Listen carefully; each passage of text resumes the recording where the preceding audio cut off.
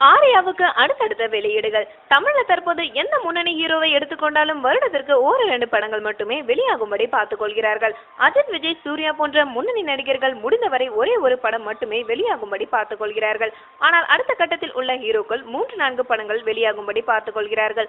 ஒரு படம் தோல்வியடைந்தால் கூட மற்றவற்றில் ஏதாவது ஒன்றாவது அவர்களை காப்பாற்றிவிடும். அஜித், விஜய், சூர்யா போன்றவர்களுக்கு ஒரு படம் தோல்வியடைந்தால் கூட அவர்களை வைத்து மற்ற இயக்குநர்கள் படம் பண்ண தயாராக இருக்கிறார்கள்.